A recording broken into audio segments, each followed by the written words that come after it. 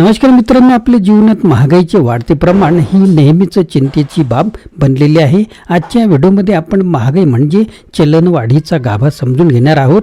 कशी काय महागाई वाढते, आपल्या रोजच्या खर्चावर आणि बचतीवर ती कशी परिणाम करते, याबाबत आपल्याला अधिक माहिती मिळवून देण्यासाठी आपण अर्थमेळ आर्थिक नियोजनासाठी मार्गदर्शक या विनायक कुलकर्णी यांच्या ग्रंथाच्या काही विषयांवर चर्चा करणार आहोत. तर महागाई ओळखण्यासाठी दोन प्रमुख पद्धती आहेत.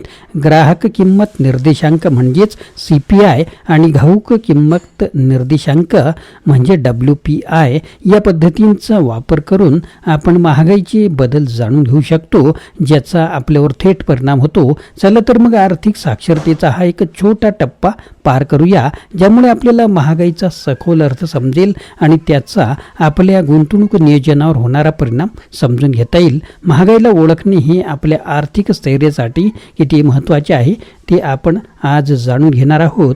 मित्रांनो, आजच्या व्हिडिओतील ठळक मुद्दे काय असणार आहेत, तर महागाई आपल्या रोजच्या जीवनावर कसा परिणाम करते आणि ती का वाढते हे तुम्हाला माहिती आहे का?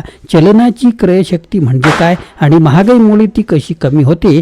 ग्राहक किंमत निर्देशांक CPI आणि घाऊक किंमत निर्देशांक WPI यांचा उपयोग महागाई मोजण्यासाठी कसा केला जातो? महागाईची ओळख करून घेणे आणि गुंतवणूक नियोजनात त्याचा विचार करणे किती महत्त्वाचे आहे? वास्तव उत्पन्न रिअल रेट ऑफ रिटर्न म्हणजे काय आणि महागाईच्या परिस्थितीत त्याचे महत्त्व का वाढते? तर मित्रांनो, आपण जर चॅनलवर नवीन असाल तर चॅनल सबस्क्राईब करायला विसरू नका. सुरुवात करूया महत्त्वाच्या मुद्द्यांना. मित्रांनो, चलनवाढीचा म्हणजेच महागाई वाढीचा मतितार्थ काय आहे? तर चलनवाढीवर मात करण्यासाठी शेअर, सोने आणि स्थावर मालमत्ता यात नियोजनपूर्वक गुंतवणूक केल्यास दीर्घकाळात चांगला लाभ होतो. म्युच्युअल फंड आणि शेअर्सचे माध्यम अशाश्वत असले तरी सुद्धा हेच माध्यम चलनवाढीसाठी चांगला उतारा असून प्रदीर्घ काळात दर्शविला जाणारा सरासरी वृद्धी दर भविष्यातील चलनवाढीच्या सरासरी दराला बराच मागे टाकू शकतो. भारताच्या कमावत्या लोकसंख्येच्या अवघी 5-6% लोक शेअर बाजारात गुंतवणूक करतात.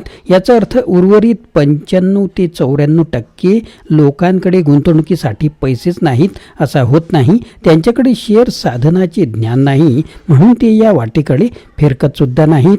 आजवर मल्टी लेवल मार्केटिंग संस्था, जमिनीच्या प्लॉटर्स संस्था, इमू शेळ्या बकरी पालन संस्था, साग लागवड संस्था तसेच शेरेगर, KBC, कल्पवृक्ष अशा खंडीभर संस्थांनी सामान्य जनतेच्या आर्थिक निरक्षरतेचा लाभ उठवत किमान 22,000 कोटी रुपयांना हातोहात फसवलेले आहे. बहुसंख्य बँकांमधून आणि एजंट्सनी युलिप पॉलिसीच्या माध्यमातून 2004-05 ते 2011-12 या 7 आर्थिक वर्षात एकूण 1.5 ट्रिलियन, 1 ट्रिलियन म्हणजे एकावर 12 शून्य जवळपास इतक्या रुपयांना गंडा घातला आहे. या रकमेपैकी 71% रक्कम म्हणजेच 1.13 ट्रिलियन रुपये बँकांना व एजंट्सना कमिशन म्हणून किंवा कमिशन म्हणजे देण्यात आलेले होते.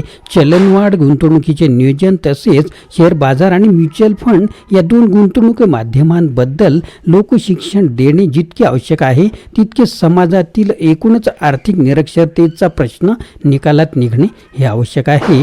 चलनवाढीचा म्हणजेच महागाई वाढीचा आपल्या एकूण जीवनमानावर आणि गुंतवणुकीवर होणारा परिणाम कधीच दुर्लक्षून चालणार नाही.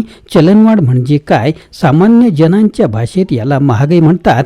सर्व प्रकारच्या वस्तू आणि सेवांमध्ये होणारी किंमतवाढ म्हणजेच महागाई. यालाच अर्थशास्त्रीय भाषेत रुपयांची म्हणजेच चलनाची क्रयशक्ती कमी होणे असे म्हणतात. स्वातंत्र्यपूर्व काळात 1 रुपयाला 32 नारळ मिळत असे म्हणतात. आता 32 रुपयांना 1 नारळ मिळतो. रुपयाची वस्तू खरेदी करण्याची शक्ती किंवा क्षमता कमी होणे म्हणजेच चलनवाढ होय. समजा चलनवाढीचा दर 10% आहे. याचाच अर्थ जी वस्तू काल रुपये 100ला उपलब्ध होती ती वस्तू आता रुपये 110ला उपलब्ध होते आहे. 10 रुपयांनी वाढलेली किंमत म्हणजेच त्या वस्तूची चलनवाढ किंवा किंमत वृद्धी किंवा आपण महागाई वाढली असं म्हणतो. चलनवाढीचा अंदाज घेण्याची 2 परिमाणे आहेत. ग्राहक किंमत निर्देशांक म्हणजेच CPI व घाऊक किंमत निर्देशांक WPI. ग्राहक किंमत निर्देशांकात वस्तू आणि सेवांच्या एकत्रित संचाच्या किमतीचे मोजमाप मोजमाप केलेले असते. या संचात अन्नधान्य, कपडे, खाद्यतेल, इंधन, ऊर्जा, गृहनिर्माण, वैद्यकीय सेवा, दळणवळण व वाहतूक सेवा, वैद्यकीय आरोग्य, घरगुती गरजा, करमणूक इत्यादी वस्तू व सेवांचा समावेश असतो. ग्राहक किंमत निर्देशांक हा सामान्य ग्राहकांच्या क्रयशक्तीतील खरेदी करण्याच्या आर्थिक क्षमतेतील बदल दर्शवत असतो.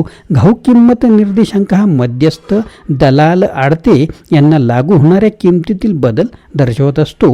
ग्राहकाला वस्तू विकण्याआधी ती वस्तू इतर उद्योगांना ज्या ज्या किमतीस विकली जाते त्याचे मोजमाप घाऊक किंमत निर्देशांक करतो. परंतु हुशार गुंतवणूकदार मात्र घाऊक किंमत निर्देशांकाबरोबरच ग्राहक किंमत निर्देशांकावर सुद्धा लक्ष ठेवून असतात. चलनवाढीमुळे गुंतवणुकीची किंमत कमी होऊन प्रसंगी मुद्दलात सुद्धा घट होत असते.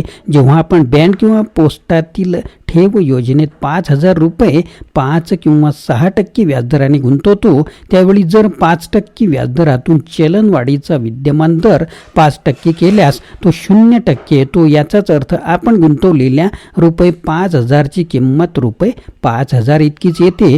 चलनवाढीच्या दरापेक्षा किमान 1% अधिक उत्पन्न दर मिळणे आवश्यक असते. त्यास वास्तव उत्पन्न दर म्हणजेच रिअल रेट ऑफ रिटर्न असे म्हणतात. अपेक्षित उत्पन्न दरातून चलनवाढीचा अपेक्षित दर वजा केला असता वास्तव उत्पन्न दर प्राप्त होतो. दीर्घ अवधीतील चलनवाढीचा दर सर्वसाधारणपणे 5 ते 6% गृहीत धरण्यात येतो.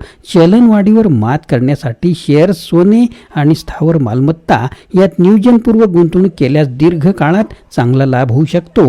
म्युच्युअल फंड्स आणि शेअर्सचे माध्यम अशाश्वत असले तरी सुद्धा हेच माध्यम चलनवाढीसाठी चांगला उतारा असून प्रदीर्घ काळात दर्शविला जाणारा सरासरी वृद्धी दर भविष्यातील चलनवाढीच्या सरासरी दराला बराच मागे टाकू शकतो. घरांच्या स्थिरावलेल्या किमती बघूनच गुंतवणूक केल्यास स्थावरावरील ही गुंतवणूक आगामी 3 ते 5 वर्षात चांगला लाभ दर्शवू शकेल. मित्रांनो, आज आपण महागाई कशी ओळखावी याच्या 2 महत्त्वाच्या पद्धती ग्राहक किंमत निर्देशांक CPI आणि घाऊक किंमत निर्देशांक WPI याविषयी सोप्या भाषेत सखोल चर्चा केली. विनायक कुलकर्णी यांच्या अर्थमेळ या ग्रंथातील विचारांच्या आधारे आपण महागाईचे आपल्या दैनंदिन जीवनावर होणारे परिणाम, किमतीतील वाढीचे कारण आणि चलनवाढीमुळे आपल्या क्रयशक्तीवर होणारा प्रभाव जाणून घेतला.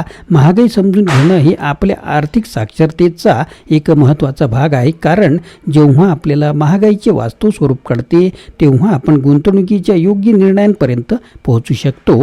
त्याचप्रमाणे वास्तव उत्पन्नाचे महत्त्व समजून घेऊन आर्थिक स्थैर्य साधू शकतो.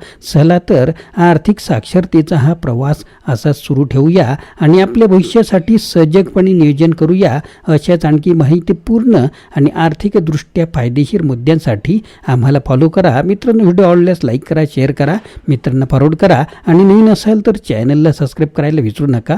धन्यवाद.